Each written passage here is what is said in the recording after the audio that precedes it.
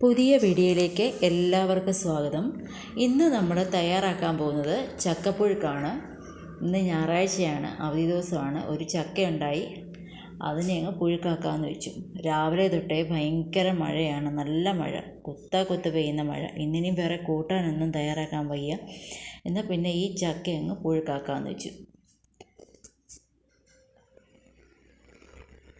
ഞാനിവിടെ അടികട്ടിയുള്ള ഒരു പാത്രം എടുത്തിട്ടുണ്ട്. ഇത് കുക്കറാണ്, പ്രഷർ കുക്കറിൻ്റെയാണ്. നിങ്ങൾക്ക് അടികട്ടിയുള്ള ഏത് പാത്രം വേണമെങ്കിലും എടുക്കാം. അതിലേക്ക് അരിഞ്ഞു വെച്ചിട്ടുള്ള ഈ ചക്ക ഇട്ട് കൊടുത്തു. ചക്ക വേകാൻ ആവശ്യമായ വെള്ളം കൂടെ ചേർത്ത് കൊടുത്തിട്ടുണ്ട്. സ്വല്പം മഞ്ഞൾപ്പൊടിയും കൂടെ ചേർത്തു.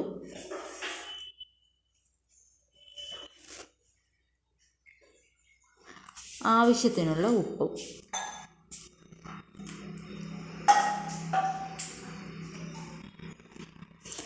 ഇതിനെ ഒന്ന് നന്നായിട്ട് മിക്സ് ചെയ്ത് കൊടുക്കാം.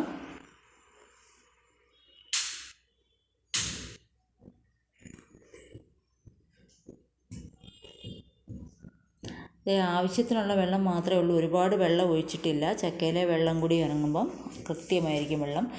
ഇതിനി അടച്ച് വെച്ച് വേവിക്കാം. ചക്ക വെന്ത് വരുമ്പോഴത്തേക്ക് നമുക്ക് അരപ്പ് തയ്യാറാക്കാം. അതിന് വേണ്ടിയിട്ട് ഒരു തേങ്ങ ഞാനിവിടെ തിരുമ്മി എടുത്തിട്ടുണ്ട്. അതിലേക്ക് കുറച്ച് മഞ്ഞൾപ്പൊടിയും കാന്താരി മുളകും വെളുത്തുള്ളിയും ഉപ്പും എല്ലാം കൂടി ഞാൻ ചേർത്തിട്ടുണ്ട്. ഇതിനെ ഒന്ന് അരച്ചെടുക്കാം. ഒരുപാടങ്ങ് അരയ്ക്കേണ്ട കാര്യമില്ല. ഇതേപോലെ ഒന്ന് ചതച്ചെടുത്താൽ മതി.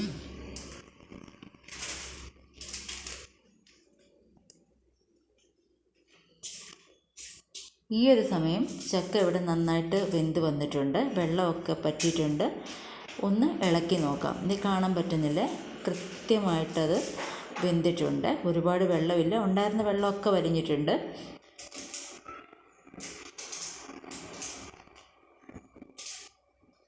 ഇതിലേക്ക് ചതച്ചെടുത്ത തേങ്ങാക്കൂട്ടും കൂടി ചേർത്ത് കൊടുക്കാം.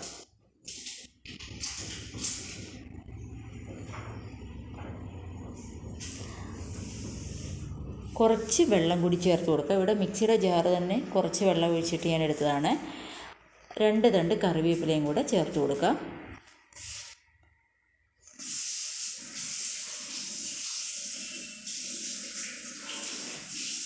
ഇതിനി ഒന്ന് മിക്സ് ചെയ്ത് കൊടുക്കാം. വീണ്ടും ലോ ഫ്ലെയിമിൽ അടച്ച് വെച്ച് നമുക്കൊരു 5 മിനിറ്റും കൂടി ആവി കയറ്റാം.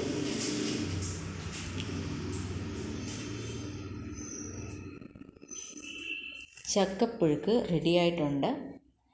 ചക്കയും തേങ്ങയും എല്ലാം കൂടെ ഒന്നുകൂടെ ഒന്ന് മിക്സ് ചെയ്ത് കൊടുക്കാം.